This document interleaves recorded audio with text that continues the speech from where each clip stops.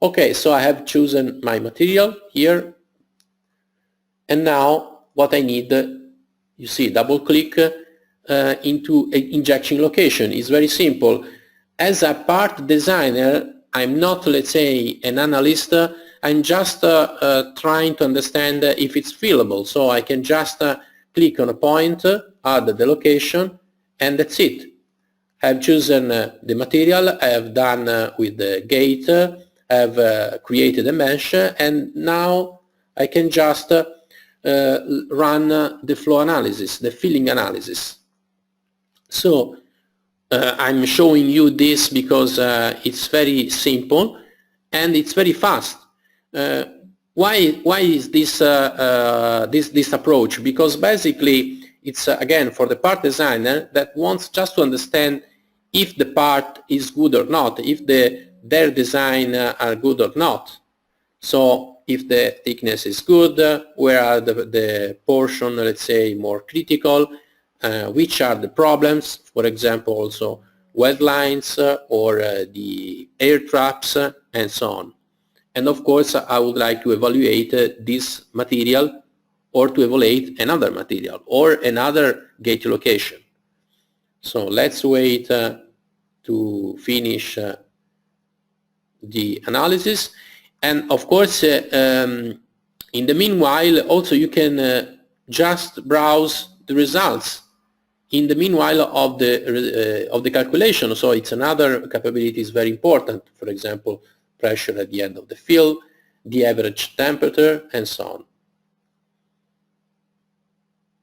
Also here you can note that we have calculated the maximum injection pressure needed in this particular timing.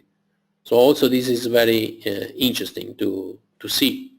So in this case we are at 5 megapascals. Also, for example, in this case I can see immediately in the just in the calculation time, in the calculation phase, I can see that maybe I can have some problems here because of two flow front reaching a point together from different lines, from the different directions. And this is leading to so-called weld lines. So weld lines in this case on these ribs are to avoid. So I have immediately a feedback in some seconds that maybe that this design or the injection point is not good. So again here, for example, you can see the filling time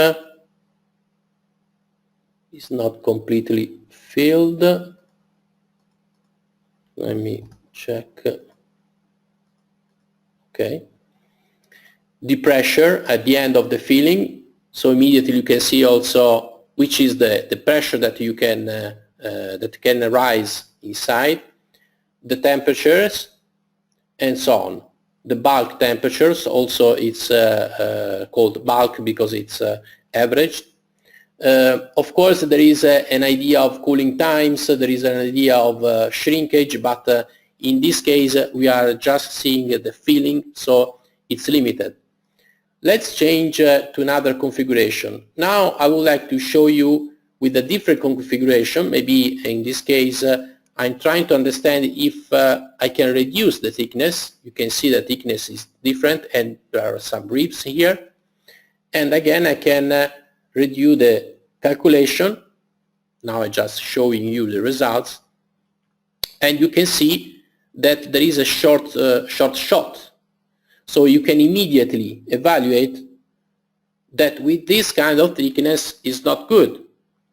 So again, I have in some seconds the idea, you can see also this kind of exitant. So in this case, this thickness is not good. So I have to evaluate another thickness, another design. Okay, let's change to another configuration.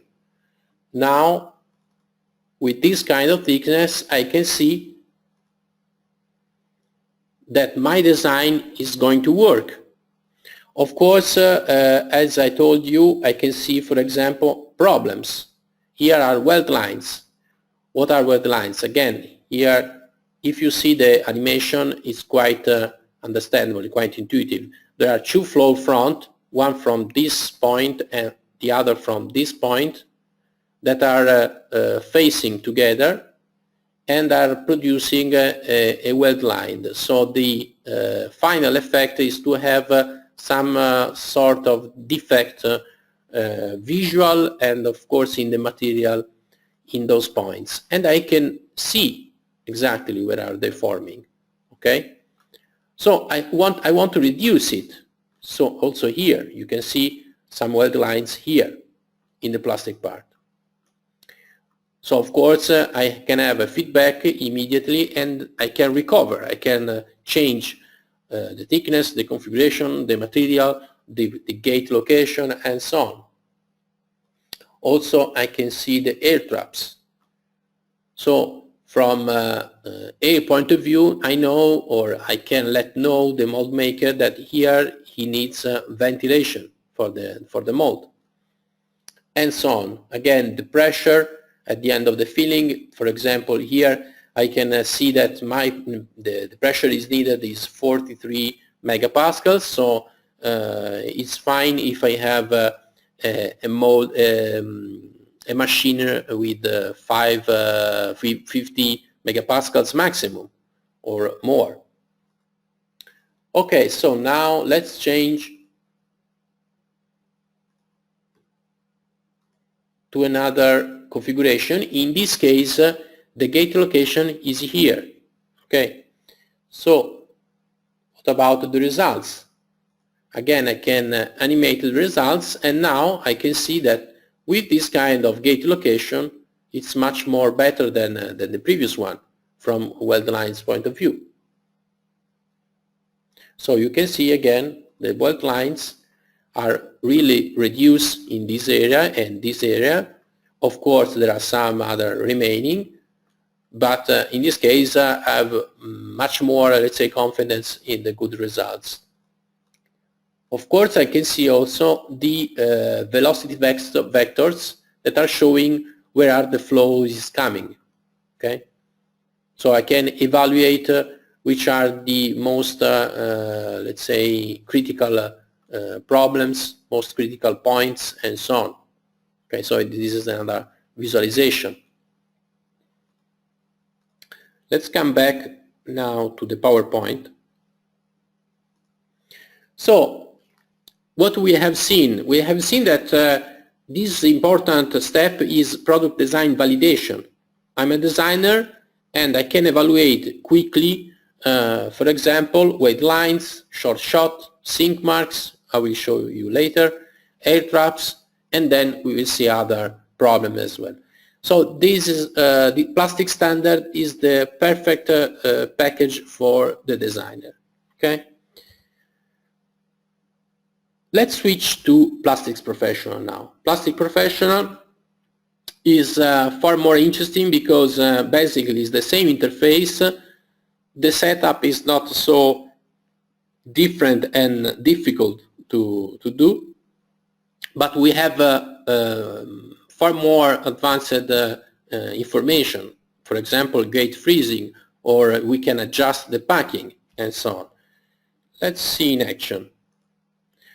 So in this case, for example, I have solved the problem of the weld lines, but maybe I can reduce the timing. For example, maybe 2 seconds for me it's too much, or I have to reduce the megapascals because maybe we are very near to the limit of the machine.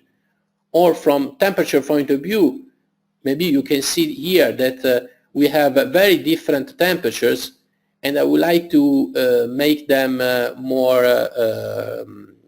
refined, okay, more uniform. And from shear stress point of view, of course, we can see from shrinkage, we can see that there are different zones, and the difference are very, very high. For example, from 1% to 13%. And the packing phase is going to help in this case. For example, here I have a configuration. In this case, I've selected a different material. Actually, it's a mixing of ABS plus polycarbonate. So I wanted to try another material. Maybe this material is better than the previous one. And I would like also to understand from packing point of view what's happening. Okay.